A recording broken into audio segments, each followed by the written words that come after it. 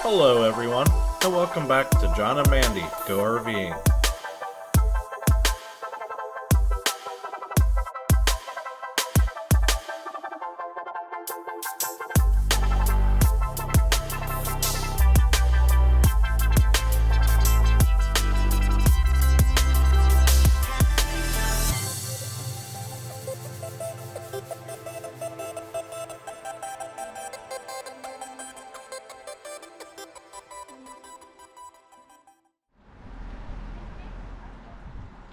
When you're visiting Jim Thorpe, make sure you stop by the Victor Stabin Museum to take in some of Victor's vibrant artwork and illustrations that seems to jump right off the canvas at you.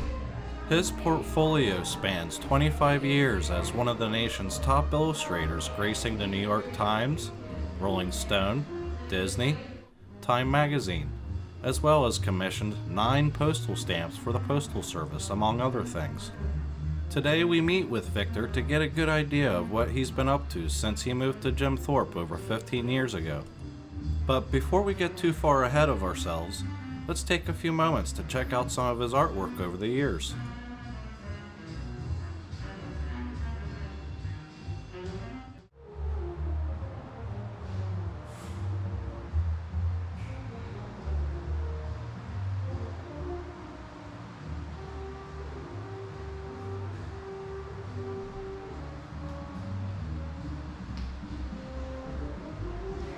What kind of art do you enjoy working with? What do I do? I'm a visual artist in that I do paintings and graphics.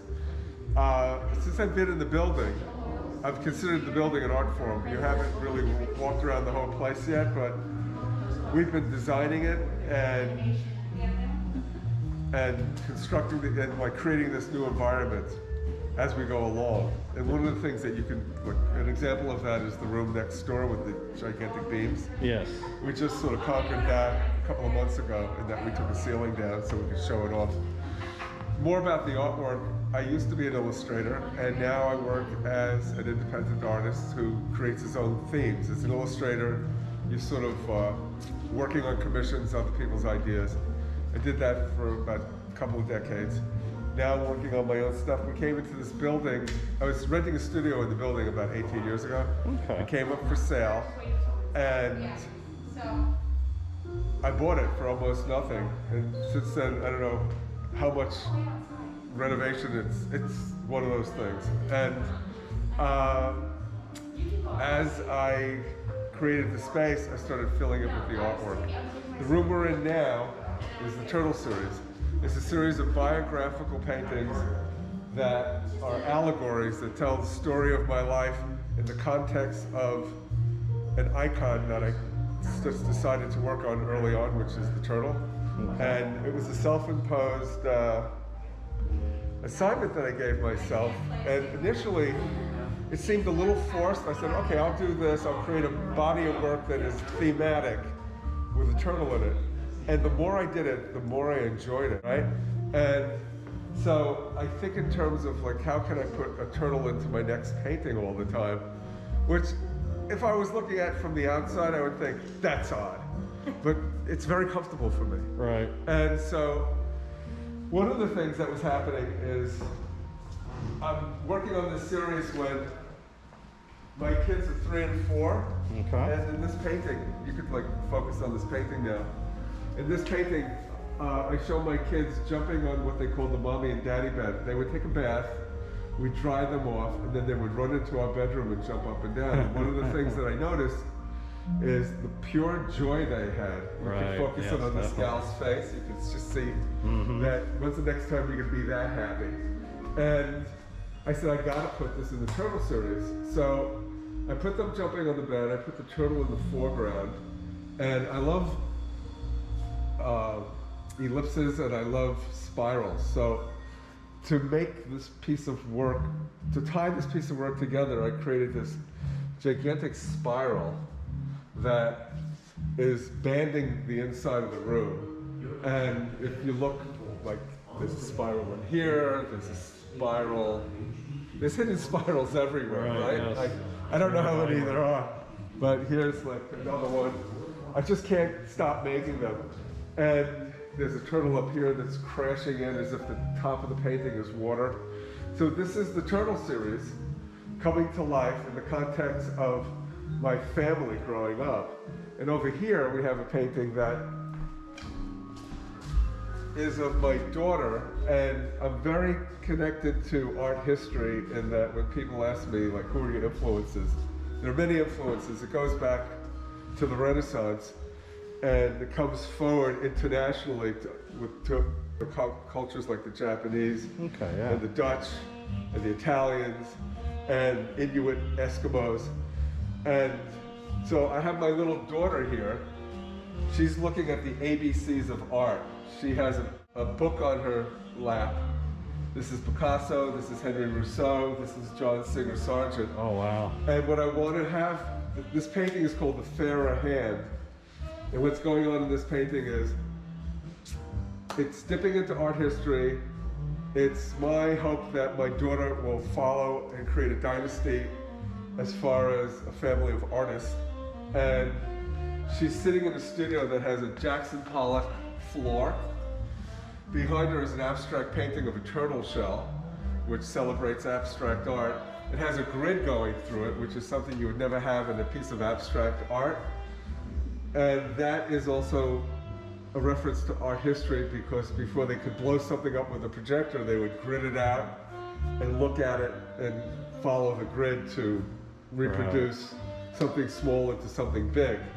So it didn't quite work out with this gal. She didn't become a visual artist, but she's a fantastic jazz pianist. And my other daughter, who's jumping up over here, she's a better artist than I am. And she's 17 years old. So her name's Victor Stabin. The world has got to watch out. Do you have any of her art here too? Or? Not as immediately accessible. It's across the street. Gotcha. But when they were this age, or a little younger than this, I was reading them too many ABC books, and they were mind-numbingly dull. All right. So what I did was, I decided to make an ABC book predicated on the dictionary, right? And so, predicated or inspired by. And what I did was, for example, the letter C, I found the word chelonia. I had no idea that another word for turtle is chelonia, so that really brightened up my brain. Wow, yeah. Okay. And then I found the word caoutchouc. Caoutchouc is the rubber eraser that artists use. It's called a kneaded eraser, and you sort of pull it and you soften it up, and it's just a piece of gum. It's like a piece of gum. Okay. And it's used for erasing lead. And I've been using it since I was 12. I had no idea it was made of a material called caoutchouc, if in fact that's the way we pronounce it. But over here, here's the word, and I never, I get the eraser, I take the label off, I never look at the word. I find this in the dictionary, I find this on the eraser. Again, my brain is like always working. It's brightening up because of all this info connecting. And I did about 3 of these.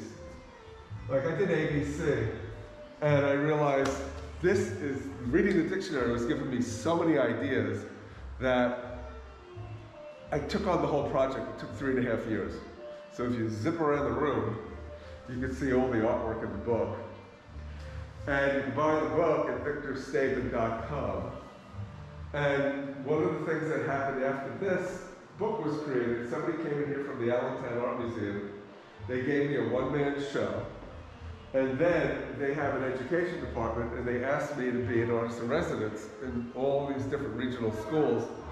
And I wound up teaching a class predicated or inspired by the dictionary, doing exactly what I did, right? Right. And so my first class in school, the first day was 26 kids. I said, we're gonna make an ABC book. Nice.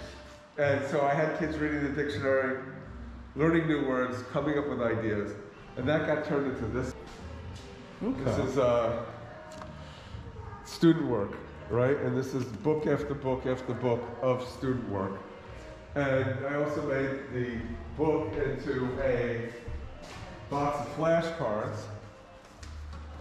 Boom. Okay. There it is. And then over here is the book, which is a labor of love. It took me about 10 years to make this book. And the book has foldouts. The book is sewn together, not glued together. It's the highest quality book that you can make in the world. It's flat out. I went to the most expensive printer and made a product that will last for hundreds of years. Yeah, it's going. Oh yeah, it's going.